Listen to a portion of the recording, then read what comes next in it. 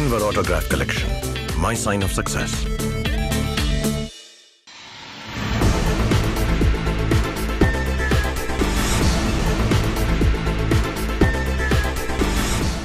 नमस्कार, plus news में आपका स्वागत है। मैं हूं आपके साथ राजकृष्ण। न डालते अभी तक के मुख्य हेडलाइंस पर।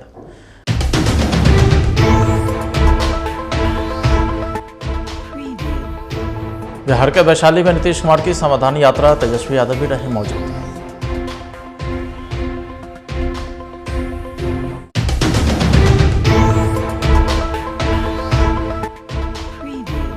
बिहार में जाति और आर्थिक जनगणना हुआ शुरू।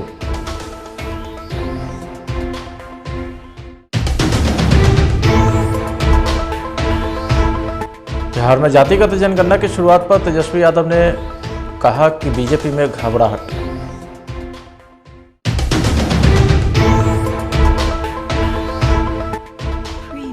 और दिन का तापमान सामान्य से 7 डिग्री कम, 10 जनवरी तक और बढ़ेगी ठंड।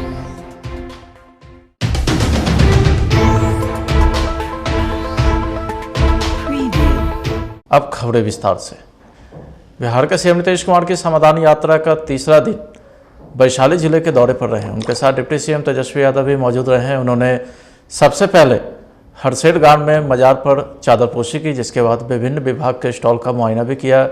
मुख्यमंत्री ने महिला हेल्पलाइन के द्वारा बनाए गए स्टॉल का निरीक्षण भी किया और बेटियों की सुरक्षा से संबंधित किए जा रहे कार्यों की जानकारी भी ली। मुख्यमंत्री ने गड़ौल में भी योजना की ग्राउंड रिपोर्ट टटोली। 4 जनवरी से शुरू सीएम की समाधान यात्रा पश्चिम चंपारण, शिवहर, सीतामढ़ी के बाद शनिवार को वैशाली जिले में पहुंची।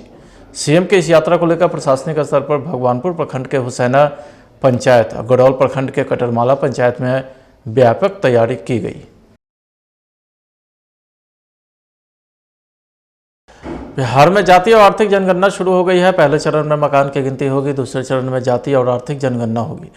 इसके लिए सरकार ने कर्मचारी की ट्रेनिंग कराई गई है। पहला चरण 7 जनवरी से 21 जनवरी तक चलेगा, तो वहीं दूसरा चरण 1 अप्रैल से 30 अप्रैल तक चलेगा। पटना में जिलाधिकारी डॉक्टर चंद्रशेखर कुमार ने बैंक कॉलोनी से इसकी शुरुआत की। जिलाधिकारी चंद्रशेखर सिंह ने बताया कि हर गन्ना ब्लॉक में औसतन 150 घर रखे गए हैं, जिसमें 700 की जनसंख्या है। छोटी इकाई बनाकर काम किया जा रहा है ताकि गलतियां कम से कम हो। उन्होंने बताया कि दूसरा चरण अप्रैल महीने में है। अभी गन्ना की डाटा एंट्री करेंगे। जो ऐप बन रहा है उसमें पहले से डाटा एंट्री रहेगी, जिसमें परिवार के मुखिया का नाम रहेगा, मकान नंबर कितना है, डिटेल पहले से रहेंगी। उसी ऐप से गन्ना कर्मी गन्ना भी करेंगे।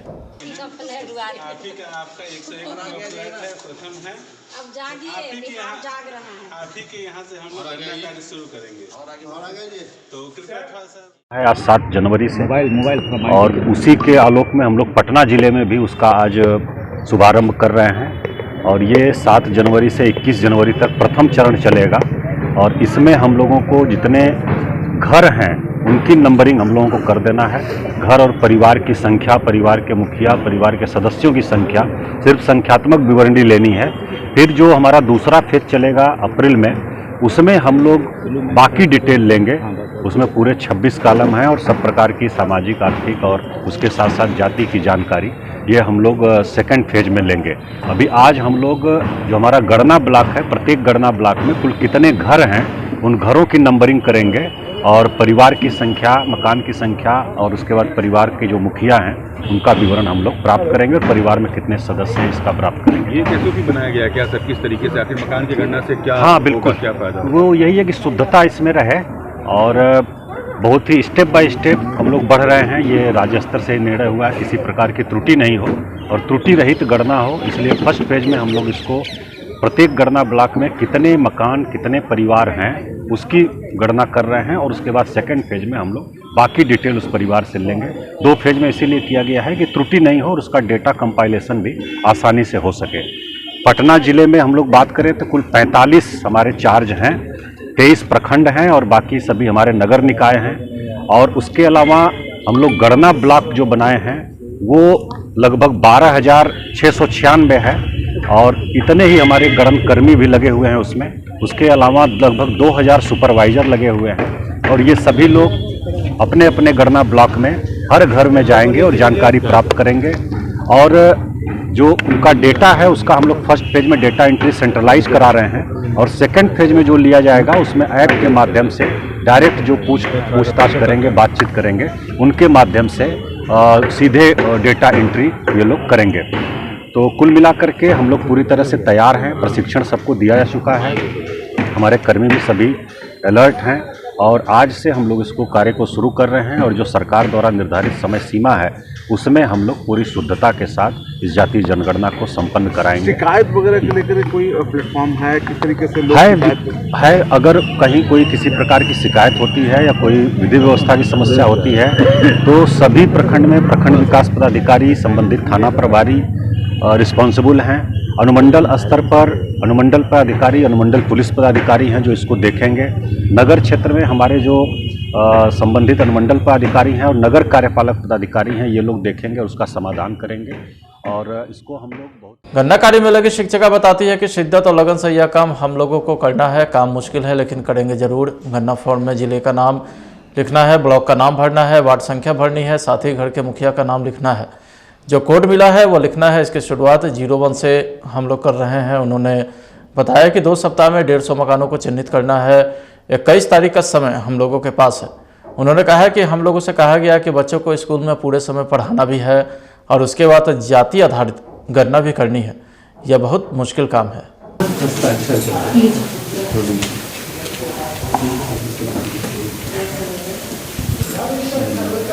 इसी तरीके से हम लोग हर एक फ्लैट में जाएंगे और वहां पर ये प्रथम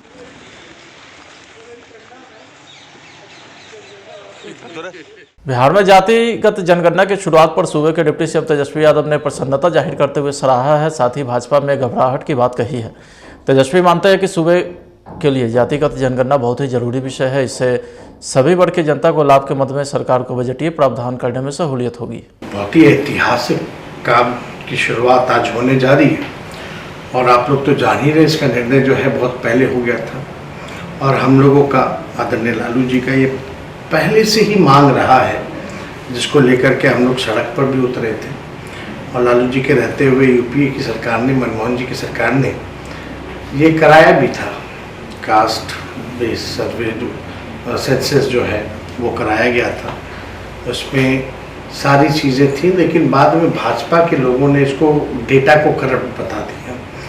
उसके बाद से हम लोग, आप लोगों ने देखा होगा विधानसभा में भी जब हम नेता विरोधी दल थे तो हमने प्रस्ताव रखा था, प्रधानमंत्री जी से भी मिलके आए थे। उस समय माननीय मुख्यमंत्री जी का भी हम लोगों को सहयोग मिला और हम लोग सब लोग मिल करके आए और भारत सरकार से मांग कर रहे थे कि पूरे देश में जो है ये होना चाहिए। तो आप जान ही रहे हैं, भाजपा जो है गरीब विरोधी है। ये लोग नहीं चाहते थे कि जाति जनगणना जो है वो पूरी कोशिश इन लोगों ने की कि किसी भी प्रकार से जो सही आंकड़े हैं लोगों के पास पेश ना हो सके। चाहे इनकी सरकार आई तो मनमोहन जी की सरकार वाली जो रिपोर्ट आई थी, सर्वे जो हुआ था सेंसस, उसको इन लोगों ने डेटा को करप्ट कर दिया। जब हम लोग गए तो भी आपने देखा होगा कि भाजपा कैसे मटिया रही थी, लेकिन अब आज इसकी शुरुआत हो रही है और इसका नाम दिया गया है कास्ट बेस्ड सर्वे। और एक एक चीज़ की जानकारी जो है माननीय मुख्यमंत्री जी ने भी बताया ही है, सारी बातें विस्तार रूप से, कि इसको एक एक चीज़ उपजाति से लेकर के हर चीज़ और आर्थिक चीज़ को भी इसमें जो है जोड़ा जा रहा है। और इससे हम लोगों के पास सही साइंटिफिक डेटा होगा तो हम लोग उसी हिसाब से बजट का स्वरूप बनेगा, उसी हिसाब से कल्याणकारी योजनाएं बनेंगी। जो लोग आर्थिक रूप से कमज़ोर हैं, जो लोग गरीब है, कहाँ हमको कौन से सेक्शन को आगे लेकर चलना है, ये सारा आंकड़े जो है वो सबके सामने आ जाएंगे।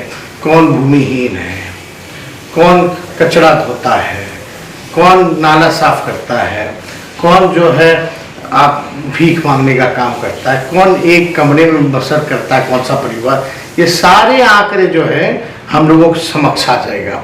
और इसको लेकर के बीजेपी जो है बड़ी घबराई हुई है, डरी हुई है और ये लोग कतई नहीं चाहते थे कि ये कास्ट बेस्ड सर्वे जो हम लोग करा रहे ये हो, एकदम नहीं चाहता था। बिहार विधानसभा के विपक्ष के नेता विजय सिन्हा ने कहा है कि यह सोचने की बात है कि 1931 के बाद आज़ाद भारत के किसी सरकार ने जाति जनगणना की आवश्यकता क्यों नहीं समझी। मोदी सरकार बनने के बाद मानो जैसे जाति फैक्टर धीरे धीरे कमजोर होने लगा, लोग विकास की बात करने लगे, तब क्षेत्रीय दलों का जातीय आधारित जनगणना खतरे में पड़ गई। वह फिर से समाज को आपस में लड़ाकर अपना उल्लू सीधा करना चाहते हैं। की बात किया, लेकिन जब हम शताब्दी वर्ष मनाएंगे तो अगला 25 वर्ष सामाजिक सद्भाव, सबका साथ सबका विकास का भाव हो। आज 75 वर्ष की आज़ादी में कोई जातीय जनगणना की बात क्यों नहीं किया? 1931 के बाद जातीय जनगणना क्यों नहीं हुआ? आज आप ये बता दें कि देश के प्रधानमंत्री ने जब सभी कमजोर तबका के लोगों के लिए जनधन योजना, उज्ज्वला योजना, शौचालय योजना, आयुष्मान भारत योजना, कई दर्जनों योजना शुरू की, अकाउंट में पैसा जाने लगा, भ्रष्टाचार पर अंकुश लगने लगा। और जब लाल किले से उन्होंने घोषणा किया कि हम भ्रष्टाचारियों को भारत मुक्त, भ्रष्टाचार मुक्त भारत बनाएंगे, लोहिया जी, गांधी जी, जयप्रकाश नारायण जी, आज पंडित दीनदयाल उपाध्याय जी ने आपको जाति विहीन समाज और भ्रष्टाचार मुक्त राष्ट्र बनाने का जब बात किए थे, तो आप उसकी बजाय जो आपके बड़े भाई ने जातीय उन्माद पैदा कर करके जातीय नरसंहार कराते थे, उसी पथ पर क्यों बढ़ गए? आप जातीय जनगणना कराना चाहते हैं, जरूर कराइए, लेकिन आपका विजन, आपका उद्देश्य, मिशन 500 करोड़ खर्च कर रहे हैं, इसका लाभ क्या उस गरीब शोषित कमजोर तबका के लोग को मिलेगा? उस नौजवान बच्चे जिस पर आप लाठी बरसा रहे हैं, शिक्षा में जो हमारे शिक्षक अभ्यर्थी रोड पर बैठे हुए हैं, आज बीपीएससी, बीएसएससी के बच्चों की प्रतिभा का जो हनन हो रहा है, उसका समाधान करने की बजाय आप एक व्यवधान उत्पन्न करने के लिए, एक उन्माद पैदा करने के लिए, समाज को लड़ाने के लिए आपका जो मिशन है आज़ादी का, जब शताब्दी वर्ष मनाएंगे, आप क्या देना चाहते हैं? बिहार को बकस दीजिए। दोनों भाई 32 साल से क्यों नहीं करवाए थे? अब बिहार को जब विकास की गति बढ़ानी है, तो आप सत्ता प्राप्ति के लिए फिर एक बार बिहार के वातावरण को प्रदूषित करना चाहते हैं, बिहार में अशांति लाना चाहते हैं, उन्माद पैदा करना चाहते हैं। इसलिए पहले पूरा विजन बनाइए। 5 करोड़ लोग जो बिहार से बाहर है, उस बिहारी के बारे में भी चिंता कीजिए, क्यों पलायन किया, कौन से जिम्मेवार लोग हैं, किसके कारण बिहार छोड़ना पड़ा, उनकी भी जनगणना कराइए।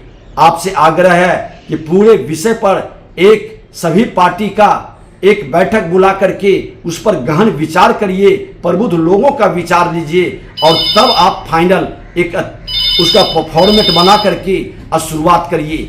लेकिन आपका मिशन नीयत में खोट है, इसलिए शराबबंदी की तरह ये भी नीति आपका फेल करेगा। इसका साइड इफेक्ट कई रूप में दिखाई पड़ेगा। बिहार के सभी हिस्से में शीतलहर जैसी स्थिति है। बिहार के 30 जिलों में कोल्ड डे है, जबकि पटना, मुजफ्फरपुर, भागलपुर, सुपौल, शेखपुरा, फरबिसगंज, बांका सहित 10 जिलों में सीवियर कोल्ड डे की स्थिति है।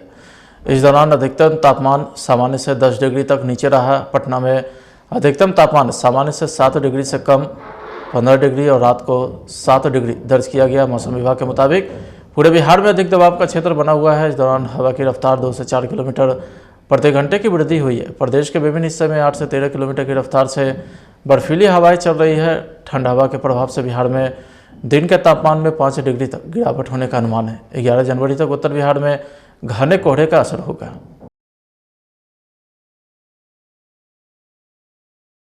मधुबनी जिले के बासोपट्टी प्रखंड मुख्यालय स्थित पूर्वी पंचायत के वार्ड नंबर 10 में भवनदेव पोखरा से लेकर के शमशान घाट तक सड़क निर्माण हुआ, लेकिन सड़क 1 महीना के अंदर ही बनने के साथ टूटने लगी। बताया जा रहा है कि उक्त सड़क निर्माण कार्य स्थानीय पंचायत के मुखिया मदन पासवान के द्वारा किया गया, तो वहीं सड़क निर्माण के द्वारा घटिया सामग्री का प्रयोग किए जाने के कारण सड़क बनने के 1 महीने के अंदर ही टूटने लगी।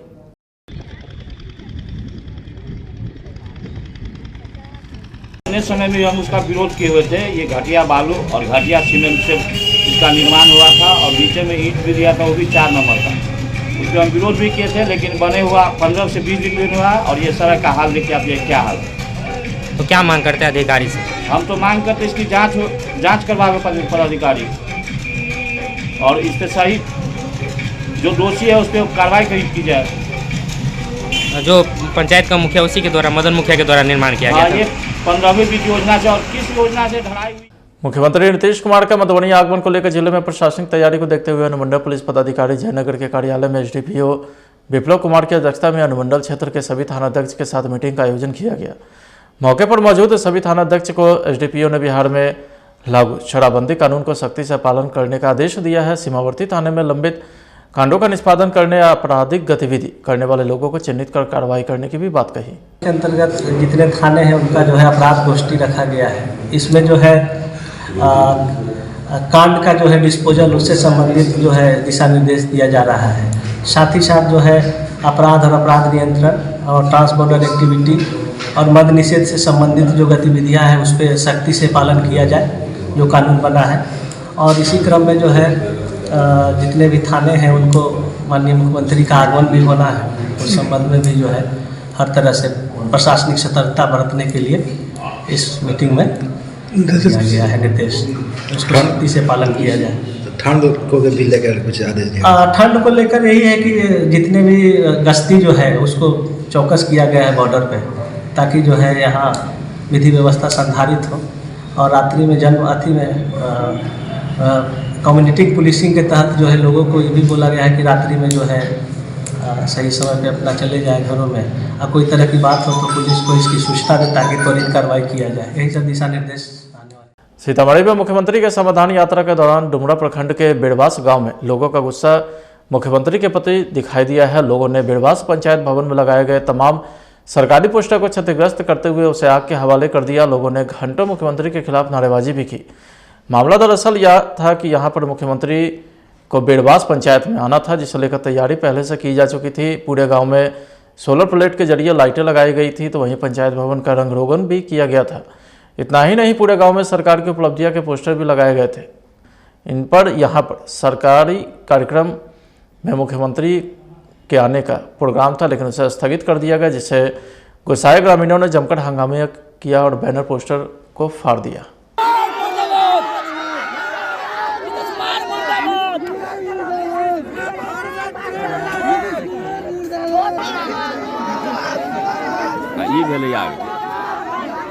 मधुबनी जिला क्रिकेट संचालन समिति के द्वारा जिला क्रिकेट लीग प्रतियोगिता 2022-23 का उद्घाटन कलुआही प्रखंड अंतर्गत उत्क्रमित उच्च विद्यालय बेलाही के खेल मैदान पर मुख्य अतिथि मधुबनी जिला क्रिकेट संघ के संस्थापक सदस्य चंदेश्वर मिश्र उर्फ राय जी एवं पूर्व मुखिया अजय झा के द्वारा किया गया।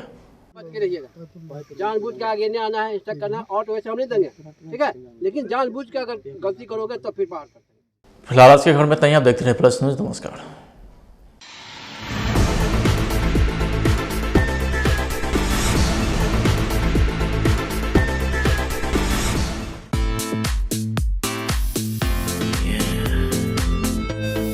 Denver Autograph Collection, my sign of success.